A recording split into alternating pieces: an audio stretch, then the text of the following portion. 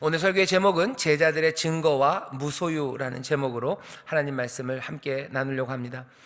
예수님께서 지난주에 자기 고향에서 배척당하셨어요. 고향에 가셨다가 사람들의 믿음 없음을 기이 여기시면서 거기 소수의 사람들에게만 안수하여 병을 고치시고, 하지만 그 주변을 두루 다니신다 그러죠. 이에 모든 촌에 두루 다니시며 그 둘레를 돌아다니셔요. 두루 다니시며 계속해서 가르치시는 일을 행하십니다.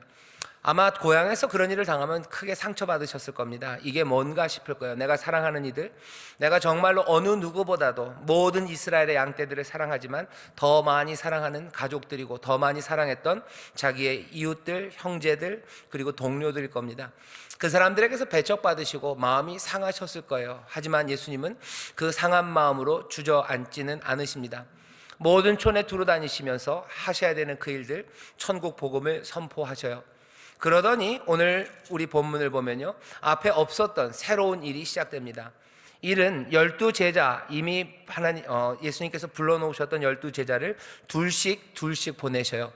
둘씩 보내는 이유는 분명합니다. 뭐냐면 모든 증거는 한 사람이 할 수 없어요. 적어도 둘 이상, 두세 사람이 증거를 해야 합니다. 증인으로 보내셔요. 도대체 뭘 증거하냐가 중요한데요, 둘씩 보내십니다. 그러면서 그들에게 더러운 귀신을 제어하는 권세를 주셨어요. 귀신을 제어하는 권세를 주시고 그들에게 주시는 명령, 지시사항은 이렇습니다. 지시사항은요, 여행을 위하여 지팡이 외에는 양식도 주머니도 전대의 돈도 아무것도 가져가지 말래요. 신만 신고 가라, 두벌 옷도 입지 말아라는 지시가 내려져요. 예수님이 하시는 일이 둘씩 짝을 지어 보냅니다. 증거하러 보내시는 거예요.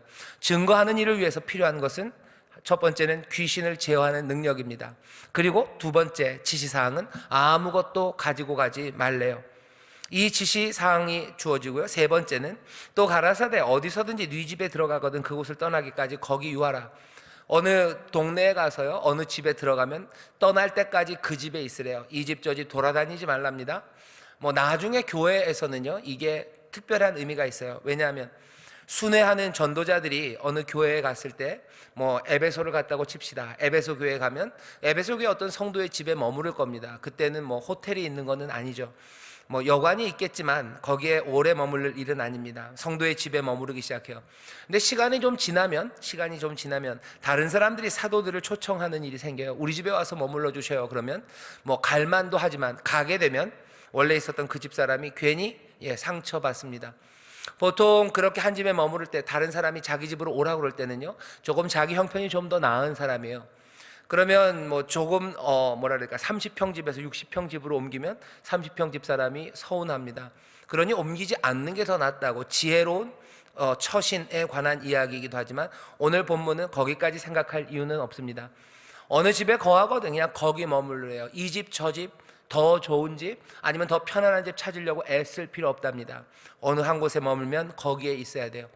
그리고 만약에 그 동리가, 그리고 거기 있는 사람들이 너희를 영접지 아니하고 너희 말도 듣지 않으면 거기서 나오래요. 그 사람들 설득하려고 애쓸 필요 없이 거기서 나와라. 그 대신 나올 때는 분명히 너희 발에 있는 먼지를 떨어버려 저희에게 증거를 삼으래요. 여기서는 우리가 할 일을 다 했다는 증거입니다. 그리고 또 다른 동네로 가는 거죠. 이 지시사항 네 가지를 받은 이 제자들은 예수님이 말씀대로 둘씩 나갑니다. 그리고서는 회개하라고 전파해요. 그리고는 많은 귀신을 쫓아내고 또 병인들에게 기름을 발라서 고칩니다. 귀신을 쫓아내고 병자를 고치는 예수님의 일이에요. 회개하라고 증거하셨던 예수님의 일을 이 제자들이 합니다. 회개하라라고 전하고 귀신을 쫓아내고 병든 사람들을 고쳐요. 둘씩 가는 사람들은 증인들입니다. 이 사람들이 뭐의 증인인지는 분명해요. 여기 예수님께서 마가복음 처음 시작에 그러죠. 예수 그리스도 하나님의 아들, 복음의 시작이라 라고 얘기하시면서 하나님의 나라를 증거하기 시작합니다.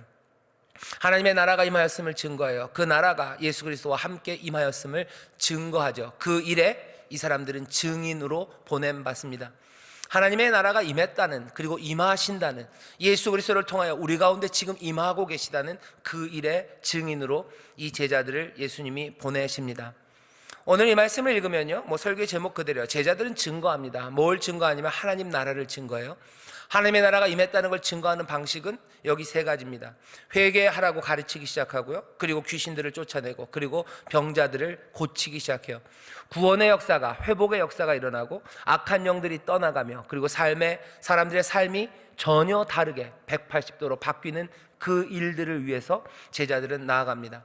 하나님 나라가 임한 증거입니다. 하나님의 나라는 임하면 회개하는 사람들과, 그리고 귀신들이 쫓겨나가는 일들과, 그리고 회복과 구원, 그 역사가 일어납니다. 오늘 이 말씀을 보면서 우리들도 분명히 예수님께서 보내신, 증인으로 보내신 이들임을 기억해야 합니다. 사도행전에 보면 그렇게 돼 있죠. 너희에게 성령이 임하신대요. 그럼 너희가 권능을 얻는데요, 그리고 예루살렘과 유대와 사마리아와 땅 끝까지 이르러 내 증인이 된다고 말씀하셔요. 나의 증인입니다. 거기 나 예수 그리스도의 증인이죠. 그리스도, 마가복음에서 보면 복음이에요. 하나님의 나라가 임하였음을, 하나님의 구원이 임하였음을, 은혜와 자비로 이제 세상을 새롭게 하시는 하나님의 능력이 이 땅에서, 이 땅을 새롭게 고치시는 주의 다스리심이 지금 이 땅에 역사하고 있는 그 하나님 나라를 증거하는 그 일을 우리에게 맡기셨습니다. 그렇다면 여기 있는 이 말씀, 여기 떠나 보내지는 둘씩 묶여진 제자들은 어느샌가 우리들의 얼굴로 바뀌어지기 시작해요. 여기 계신 여러분들, 우리 교역자들 뒤에 앉아 계시고, 여기 집사님들, 권사님들, 우리 찬양팀 있는데요, 그 둘씩 가는 사람들, 이 제자들 12제자의 우리가 얼굴을 잘 모릅니다. 하지만 12이에요 이스라엘의 12지파처럼 이제 새롭게 만들어진 하나님의 백성들을 대표하는 그 12, 그 중에서도 둘씩이에요. 여기는 여러분들의 얼굴이 겹쳐 보입니다. 여러분들은 가서 예수님이 보내신 것처럼 그렇게 복음을 증거하는 사람들, 예수 그리스도의 놀라우신 구원과 하나님 나라가 임했음을 증거하는 그 일들을 하는 사람들입니다. 오늘 본문을 보면서요, 그것들을 마음에 품으시면 돼요. 우리도 보냄받았어요. 예수님이 제자들에게 귀신을 쫓아내는 권능을 주신 것처럼 우리에게도 귀신을 쫓아내는 권능을 주셨어요. 언제 그걸 받았습니까? 사도행전을 끌어당겨서 이해하면 성령이 너희에게 임하시면 너희가 권능을 얻는데요, 성령이 우리와 함께 하십니다. 성령께서 우리에게 충만하게 역사하시고 성령의 능력으로 우리 가운데서 새 일을 행하셔요. 우리가 가서 증거할 겁니다. 귀신들을 쫓아낼 거예요. 요즘 귀신 영화가 굉장히 많습니다. 무슨 좀비 얘기들 많고요, 보지는 못했는데 무슨 빙의 이런 거 있고요, 툭하면 무슨 귀신 들리고 빙의 되고 이런 이야기들이 많아요. 우리가 귀신을 쫓아내는 게 그렇게 약간은 정신적으로 분열이 있는 사람이나 아니면 여러 가지 정신병적인 그런 병리적인 현상을 보이는 사람들, 그 사람들을 고치는 것 물론 포함됩니다. 뿐만 아니라 세상에 나쁜 정신들이 있어요. 악한 사탄들이 있어요. 악한 영들이 있습니다. 거기에 사로잡힌 사람들, 그 유혹에 삶을 망치는 사람들이 있어요. 그 사람들에게서 귀신을 쫓아낸다는 건 그들의 삶을 제자리로 돌려놓는 겁니다. 예수님이 귀신을 쫓아냈던 이야기를 우리가 마가복음 5장에서 봤어요. 거라사, 그곳에 군대에 귀신 들린 사람이 있죠. 어쩌면 로마 군대에 어쩌면 그 폭압이, 아니면 그 폭력이 이 사람에게 영향을 끼쳤는지 모르겠어요. 하지만 뭐가 됐든 이 사람은 그 군대 귀신에 쓰여서 자기를 자해하고 사람들에게서 떨어져서 삶을 망쳐가고 있었습니다. 하지만 예수님께서 이 사람을 고치셔요. 귀신을 쫓아내시죠. 그러니 이 사람은 단정하게 예수님 앞에 무릎 꿇고 앉기 시작해요. 무릎 꿇고 앉아 예수님을 경배하고 이제부터 예수님의 말씀에 순종합니다. 예수님을 따르겠다 하지만 예수님, 아니 너 그러지 말고 네 동네로 가라, 그 말에 순종하고 가서 자기에게 이루어진 구원, 자기에게 임하신 하나님 나라의 능력, 그것들을 전하는 삶을 살아가기 시작합니다. 우리가 증거를 통해서, 우리를 통해서 이루실 일도 이 그림이에요.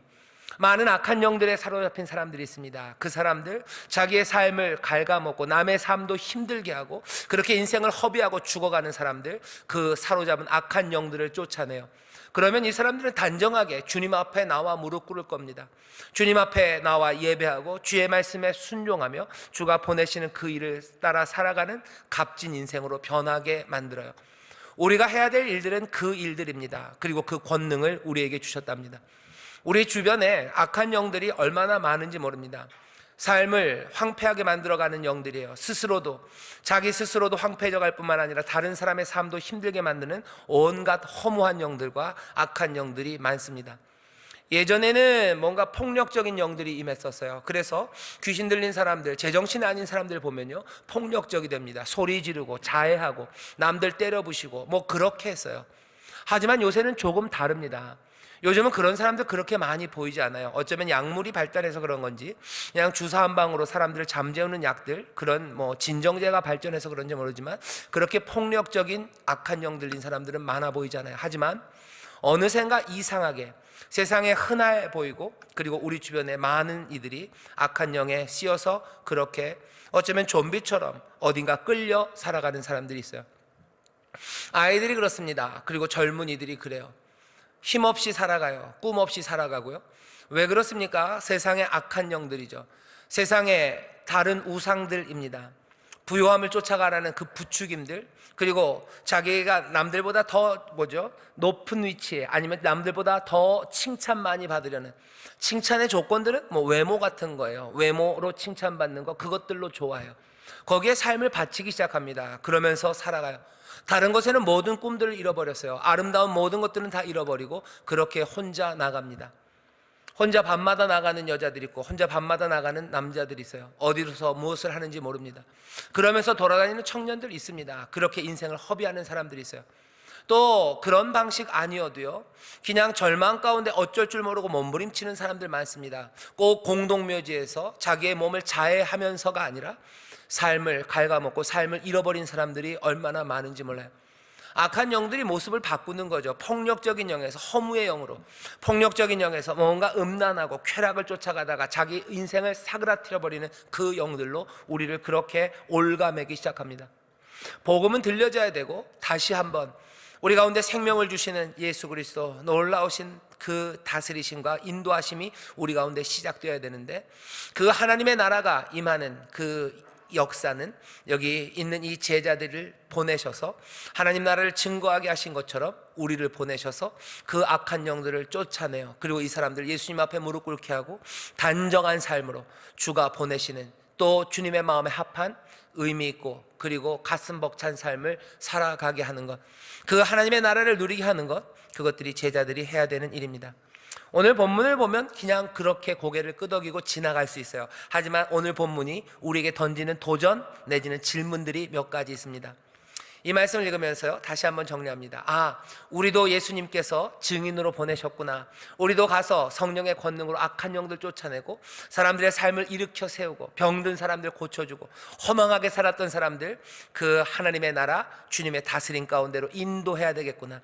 그 능력이 우리에게서 나오는 것이 아니라 주님이 우리에게 주시는 것, 성령이 우리에게 주시는 능력이 있으니 우리가 용기 있게 그 일을 해야 되겠구나라고 다짐하면 오늘 이 말씀이 준 가장 긍정적인 메시지를 받아들이고 그 말씀에 순종하기 시작하는 거예요. 그런데 이 말씀을 읽으면 몇 가지 의문들이 생깁니다. 첫 번째, 여기 제자들을 예수님이 보내시면서 아무것도 가지고 가지 말랍니다. 너 갈 때 여행을 위하여 지팡이 외에는 양식이나 주머니나 전대 돈이나 아무것도 가지지 말고 신만 신고 두 벌 옷도 입지 말아라 얘기하셔요. 결국 제자들에겐 아무것도 가지고 가지 말아라 하는 거예요.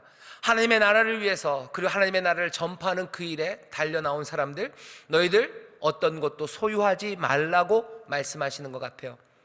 교회사를 보면 지금도 그렇지만 이 예수님의 지시사항을요, 우리가 지금도 따라야 될 지침, 교회는 늘 이 지침을 따라야 된다고 생각하는 사람들이 있습니다. 그래서 정말로 이렇게 하려고 애를 쓰는 교회들이 있어요. 무소유입니다. 교회 자체도 재산을 가지려고 하지 않고요, 예수님의 제자들, 성령의 권능을 받아서 이 땅에 복음을 증거하는, 결국은 모든 성도들은 이 땅에서 소유하지 말아야 된다고 가르치는 가르침이 있고요, 그렇게 실제로 실천하려는 사람들이 있었습니다. 굉장히 멋져 보이고요, 어떻게 보면 굉장히 지사적인 생각입니다. 그리고 어떻게 보면 이 말씀이 우리에게 그것들을 가르치는데 그렇게 살지 못하기 때문에 어떤 크리스찬들은 굉장히 죄의식 가운데 살아가요.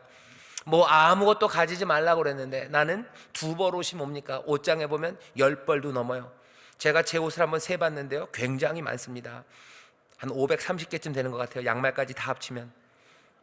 세본 건 아닙니다만 그냥 제가 하는 말이 한 530개쯤 되고 평생에 한 200년을 입어도 입을 것 같아요. 우리가 가진 게 많아요. 예수님의 여기 이 말씀이랑 비교할 수 없을 만큼 많습니다. 전대의 돈이 뭐 마이너스 통장을 쓰시는 분들이 있지만 그래도 자산들이 있는 겁니다. 뭐가 됐든지 있어요. 지팡이 외에는 양식도 가져가지 말아요. 양식 적어도 냉장고에 아무것도 없이 탱탱 빈 것 같아도요, 뭐라도 조금은 있습니다. 양식 가지지 말고, 전대 주머니에 돈 가지지 말고, 신만 신고 옷도 2벌 가지지 말래요. 아무것도 소유하지 말라고 그렇게 얘기하는데, 내가 내 삶을 보면 예수님의 제자로서 내 삶은 너무 많은 것 같아요. 그래서 죄의식 가운데 어쩔 줄 모르는 사람들이 있습니다. 오늘 이 말씀을 어떻게 이해해야 될까? 분명히 제자들에게 명하시는 말씀이에요. 하지만 이 제자들에게 명하시는 예수님의 말씀을 몽땅 다 우리에게 주시는 말씀이라고 받아들이는 건 조금 조심해야 됩니다. 물론 예수님이 제자들에게 주시죠. 그러니까 이 말씀이 우리에게 영향을 끼치는 건 맞습니다. 우리에게 주시는 말씀이기도 해요. 하지만 그 주신 말씀이 우리가 그 말씀을 받아서 어찌해야 될지는 조금 생각을 해야 됩니다. 결론부터 말씀드리면 저는 그렇게 생각합니다. 예수님께서 여기 12제자에게 지금 하시는 이 말씀은 특별한 경우에 지금 특별하게 주시는 거예요. 어떻게 특별하냐면 2가지로 특별합니다. 첫 번째는 이건 팔레스타인, 예수님 당시, 이 당시에 가능해요. 왜냐하면 이때는 사람들이 그 동네에 가면요, 맞아들이는 사람들이 있어요. 환대하는 전통이 있습니다. 지금은 아니에요. 여러분들 딴 동네 가서 뭐라 그러면 누가 집을 열어서 누가 우리 집에 와서 머물라는 사람이 있습니까? 아니요, 여기는 그렇지 않아요. 모든 문화가 다 그랬던 것도 아니고요. 옛날에는 좀 그랬죠. 옛날에 사극 같은 거 보면 지나가는 과객이 온데 하룻밤 그러면은 들어오시죠. 차는 넉넉치 않지만 그러면서 소반에다가 무슨 총각김치랑 총각김치랑 밥이랑 무슨 물이랑 이런 거 주는 거, 그런 게 있었어요. 하지만 지금은 아닙니다. 아무것도 없이 다른 동네 가서 내가 유할 곳 없어요. 아무도 재워주지 않습니다. 지금 이 말씀대로 살 수가 없어요. 그러니 팔레스타인이라는 그 당시 다른 동네에서 특별히 뭔가를 가르치려는 사람들이 왔을 때 맞아들이는 전통이 있었기에 가능한 겁니다. 하지만 또 더 중요한 것은 그 문화적인 상황만 특수할 뿐만 아니라요, 지금 이때는 예수님 당시 정말로 급박하고 그리고 속히 이루어져야 될 그 일들이 필요했던 시간입니다. 여기 나오는 말들이 다 그래요. 굉장히 긴박합니다. 아무것도 가지지 말라는 게 그냥 무소유를 말하는 건 아닌 것 같아요. 너희들이 소유하지 말아라가 아니라 너희들 갈 채비를 하지 말라는 것 같아요. 다른 동네로 갈 때, 어디 동네로 가면 챙겨야 될 거 많습니다. 그죠? 여행 한번 간다고 생각해 보세요. 3일 여행 가더라도요, 사람들마다 좀 다르긴 해요. 어떤 사람들 한 3일 여행 가면 아무것도 안 하고 그냥 쓱 나가면서 칫솔 하나만 그냥 뒷고 주머니에다 꽂고 가는 사람이 있는가 하면, 하루 이틀 여행 가는데요, 며칠 전서부터 가방 싸는 사람들이 있어요. 쌌다 풀렀다 뭘 가져갈까? 뭘 입을까? 돈은 얼마나 필요할까? 계획 쓰는 사람들이 있어요. 예수님 하시는 말씀은 뭐예요? 그런 채비가 필요하지 않아요. 왜? 당장 가야 되기 때문입니다. 6월절 그날 애굽에서 나오던 그날에 사람들이 지팡이를 짚고 급히 먹어요. 서서 먹습니다. 신을 신고 먹습니다. 그리고 떠나야 되는 것처럼 여기 예수님이 제자들을 보내는 이 시간은 급박한 시간이에요. 뭔가 굉장히 급박합니다. 아무 준비할 필요 없다. 왜? 준비할 시간이 없어요. 가서 어느 집에 유하든지 그 집에 그대로 있으래요. 다른 집, 더 좋은 집 알아보지 말아라. 너희들 그 숙박의 문제 때문에 고민할 일 아니에요. 훨씬 더 중요한 일, 급한 일이 거기에 있어요. 사람들이 받아들이지 않으면 거기서 머무르고 지체하지 말라는 거예요. 빨리 다른 데로 가야 돼요. 그냥 거기다 먼지를 떨고 확실하게 증거만 삼고 다음으로 넘어가야 됩니다.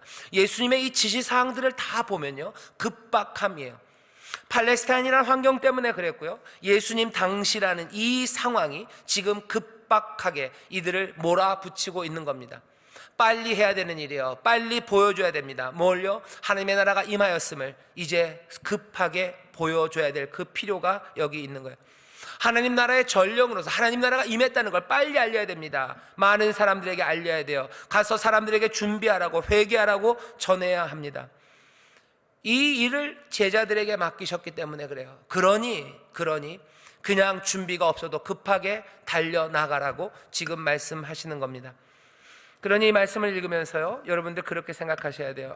우리는 재산, 내가 하나님의 일을 하면서 왜 난 여전히 내 주머니에 있을까? 그것 때문에 너무 죄스러워하지는 마셔요. 하나님의 백성들이 그거 갖는 것에 대해서 그렇게 문제는 없습니다. 하지만 물론 그 갖는 것, 소유, 거기에 마음을 빼앗겨서 하나님이 우리에게 맡기신 일과 주가 보내신 일을 망쳐버린다면 그건 문제가 심각해요. 하지만 여기 있는 이 말씀처럼 아무것도 가지지 말아라, 그것이 우리에게 주시는 말씀이라고 생각할 일은 아닙니다 라고 저는 생각합니다. 그럼 오늘 이 말씀은 우리와 전혀 상관없냐? 아니요, 그렇지만도 않습니다. 왜냐하면 예수님의 말씀하시는 그 급한 시기, 이제 예수님이 곧 십자가에서 돌아가실 거예요. 이제 곧 부활하실 거예요. 제자들과 함께 할 시간은 짧습니다. 하나님의 나라는 능력으로 임할 거고요, 급박하기 때문에 제자들을 그렇게 보내신 거예요. 마가복음 보면 벌써 6장입니다. 예수님 이제 9장 10장 넘어가면 죽어가는 그 길로 넘어가실 거예요. 얼마 남지 않았어요. 급하니까 그렇게 보내셨던 건데, 오늘 이 말씀을 보면 우리에게도 응급한 시기가 있음을 우리가 기억해야 합니다.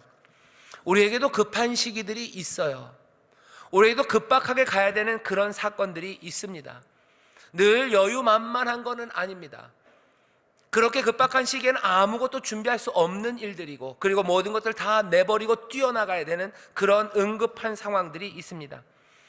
이게 그런 상황인지 아닌지를 판단할 민감함들, 그리고 그 분별, 그것들이 필요한 것이 제자들의 삶입니다. 우리 주변에는 지금 그런 일들이 일어납니까? 예, 우리 주변에도 지금 그런 일들이 일어나는 경우들이 많아요. 급박하게 쫓아가야 되는 일들이 있습니다. 속히 가야 돼요. 속히 가서 예수 그리스도가 승리하신다고, 악을 이기신다고, 악이 이제 떠나가게 되고, 악은 몽땅 다 그 능력과 그 권세를 다 놓치게 될 거라고, 그리고 패배하고 떠나가게 될 거라고 전해야 되는 상황들이 있는 겁니다. 급박하게 나가야 되는 상황들이에요. 내가 하던 밥들을 다 내려놓고 가야 될 때가 있는 겁니다. 내가 밥솥에다 밥을 올려놨어요. 아니, 찌개에다 불을 댕겼어요. 그래도 그것들 끄고 달려나가야 되는 시간들, 그 시간들이 있는 거죠. 어쩌면 내 직업을 놓고 달려나가야 될 시간이 있습니다. 그리고 그런 상황들이 있습니다. 교회가 하고 있었던 모든 일들을 다 접고서라도 달려나가야 되는 그런 상황들이 우리 가운데 있습니다. 그런 일들이 자주는 아닐 겁니다. 하지만 분명히 있습니다. 그리고 그런 부르심이 올 때는 지체할 시간이 없습니다. 지체할 시간이 없어요. 안타깝지만 우리나라에도 그런 경우들이 좀 있었죠. 교회가 그 일들을 제대로 감당했을 때도 있고, 제대로 감당하지 못했을 때도 있습니다. 많은 사람들이 죽어가는 상황들과, 그리고 폭력 가운데 어쩔 줄 모르고 쓰러져가는 그 시간에 교회는 어떻게 해야 돼요? 자기들이 해야 될 것들을 다 내려놓고라도 달려나가야 되는 시간들이 있어요. 보호하기 위해서 몸을 던져야 되는 시간들이 있고, 여기 하나님께서 다스리시고 악을 물리치시고, 그리고 하나님께서 이제 이 땅의 평화와 그리고 하나님의 선한 일을 행하신다고, 어쩌면 그 부르심에 지체할 시간 없이 달려나가야 되는 응급한 상황들이 있습니다. 큰 재해가 일어났을 때요, 아니면 폭력이 휩쓸 때입니다. 많은 사람들을 탄압하는 일들과 죽이는 일들이 있을 때요, 그때는 교회는 모든 것들을 접을 수 있어요. 부르심이 오면 지체할 시간이 없습니다. 이게 교회적으로도 그렇고요, 한 개인도 마찬가지고, 제자들은 늘 그 응급한 상황들을 알아보아야만 됩니다. 안일하게 안주할 수 없는 시간들이 있습니다.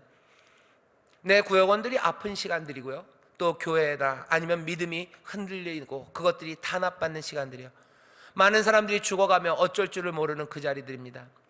그 일들이 어떻게 우리에게 다가올지는 잘 모르겠습니다만, 여전히 그런 일들이 우리 가운데 펼쳐지는 그 상황과 그 사실들을 교회는, 그리고 성도들은 알았으면 좋겠어요.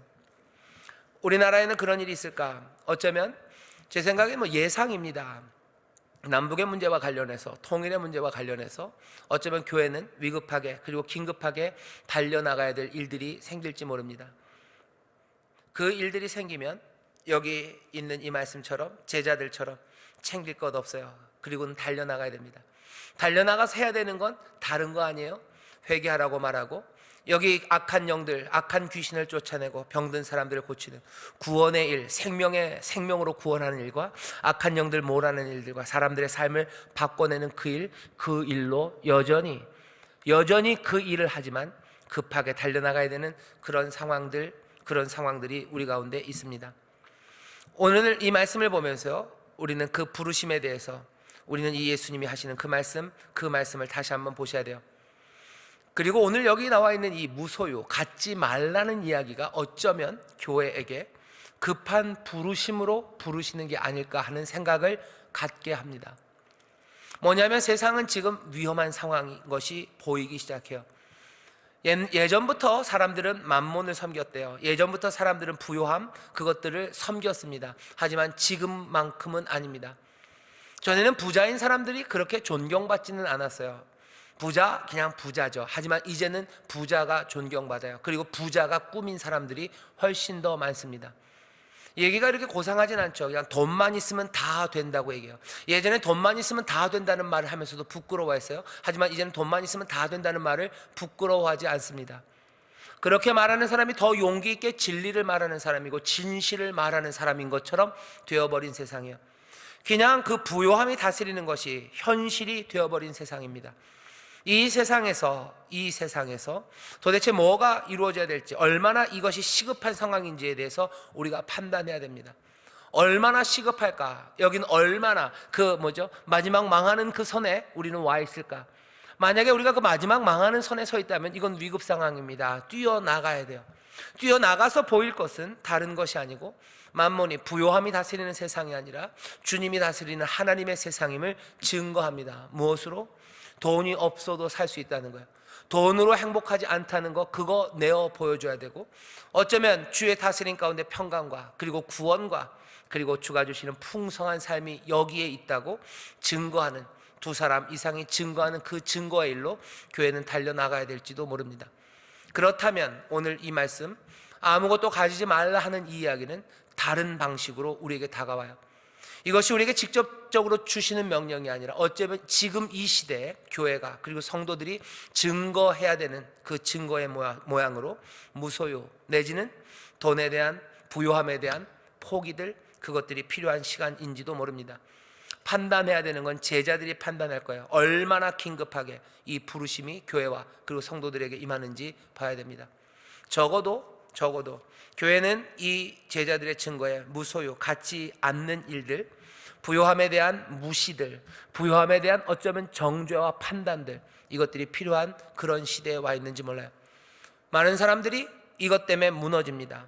모두가 다 잘 살 거라고, 그렇게 부요함을 칭송하면 모두가 잘 살 거라고 그러지만 아닌 것이 지금 하나씩 확인되는 세상이고, 아닌 것이 확인되는 그 가운데 무너지는 삶들과 그리고 깨어지는 아픔들이 있는 거예요. 아픔이 분명하게 드러나는 것은 생명이 꽃피지 못하는 땅이 되어가는 겁니다. 몇 번을 말씀드리지만 출산율이 1 이하로 된다는 건 이건 굉장한 슬픔이에요. 부요함은 있어요. 하지만 부요함을 쫓아가면서 사람들은 슬픔과 아픔, 생명을 꿈꾸지 못하는 세상이 됐어요. 어쩌면 그 변곡점 어딘가에 우리가 서 있습니다.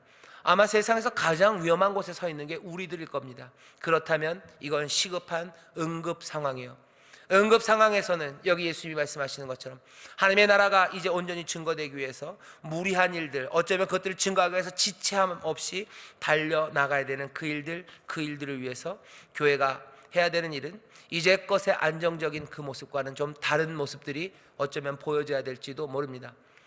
적어도 하나씩 우리의 것들을 버리는 시도들, 그리고 우리의 소유를 줄이는 시도들, 그 가운데서 주시는 복을 누리는, 그 가운데서 하나님의 평안과 그 가운데서 꿈꾸는 아이들과 그 가운데서 누구보다도 더 해맑게 웃고 자라나는 우리의 자녀들, 두 사람이 증거가 될 겁니다. 그런 믿음의 사람들이 증거가 될 겁니다. 사람이 떡으로만 사는 것이 아니라 하나님 그 입에서 나오는, 아버지 입에서 나오는 말씀으로 산다는 그 증거가 시급하게 응급 상황으로 그렇게 우리를 긴급하게 부르시는 부르심으로 우리에게 올 때 우리는 그 말씀을 증거하기 위해서 증인으로 이 땅에 서는 그 일들을 해야 될지도 모릅니다. 어디에 있을지 아슬아슬하지만 제 생각에는 그 근처 어딘가에 와 있습니다. 세상은 다른 증거를 보아야 되는 시간이 와 있어요. 하나님의 나라, 그 하나님의 나라가 임하였음에 주의 다스리심이 여기에 있음을 이제는 증거해야 되는데 교회는 그 일을 증거해야 될 겁니다. 제자들의 증거와, 그래서 오늘 설교의 제목이 무소유예요. 다시 예수님이 이 말씀에서 무소유를 가르치시는 건 아닙니다. 제자들은 증거해야 되는 거고요, 증거하는 그 일로 나올 때 이 위급한 상황에는 이렇게 해라고, 회개를 말하라고, 귀신들 쫓아내라고, 그리고 병들 고치고 하나님의 구원을 이루어내라고 그 명령을 우리에게 주시는 거예요. 하지만 그 명령이 지금 위급한 상황으로 우리에게 오는지, 가장 위급한 문제가 무엇인지 그것들을 보기 시작할 때 어쩌면 이때는 의도하지 않았으나 이제는 이 말씀은 우리에게 우리의 소유에 대해서 다시 한번 생각하게 하는 말씀이 됩니다. 두려운 일이고요. 세상을 향하여 반항하는 몸짓입니다. 세상을 향하여 반항하는 몸짓이에요. 왜? 우리가 세상에 속하지 않고 하나님 나라에 속했기 때문입니다. 어떻게 순종하고 어떻게 실천하는지 둘씩은 하나님의 인도하심과 성령의 권능 안에서, 또 교회는 우리를 인도하시는 인도하심에 귀를 기울이며 겸손하게 무릎 꿇고 그 길들을 찾아가기 시작할 거예요. 그때 임하시는 능력이 우리 가운데 어떤 일을 행하실지 그것들을 보게 될 겁니다. 하나님의 은혜가 우리와 함께 하시기를, 성령의 권능이 우리와 함께 하시기를, 그래서 우리를 통해서 하나님 나라를 증거하시려는 하나님의 뜻이 이루어지기를, 그 뜻이 이루어지는 것으로 우리 모두가 즐거워하기를, 그리고 그 안에서 영원한 생명을 누리시기를 주께서 오늘 우리에게 이 말씀을 통해서 보이시니 믿음으로 받으시고 또 겸손하게 주님의 음성에 함께 귀 기울이는 우리 모두가 되기를 주의 이름으로 축원합니다. 기도하겠습니다. 하나님, 제자들을 보내시고 증거하라 하십니다. 우리들을 또 제자로 부르시고 우리에게도 증거하라는 그 명령을 주십니다. 둘씩 가며 하나님 나라를 증거합니다. 예수 그리스도의 놀라우신 구원을 증거합니다. 생명이 여기에 있음을, 생명이 여기에 있다고 증거합니다. 아버지 하나님이 증거하는 일에 성령의 권능이 함께 하셔서 이들이 증거하는 그때마다 돌아서는 이들과, 이들이 증거할 때마다 치료함 받고 회복되는 이들과, 이들이 증거할 때마다 악한 영이 떠나가 다시 한번 하나님 앞에 온전한 모습으로, 정말로 온전한 모습으로 서게 되는 그 변화와 놀라우신 구원의 역사가 넘쳐나게 하여 주옵소서. 하나님 기도합니다. 그 일을 위하여 우리를 부르실 때 때로는 급박한 상황들이 있습니다. 그때는 주여, 위기의 상황에, 급박한 상황에 모든 것들을 다 던져두고 또한 주를 따를 수 있는 하나님의 사람들이 되게 하여 주옵소서. 감사드리며 예수님 이름으로 기도하옵나이다. 아멘.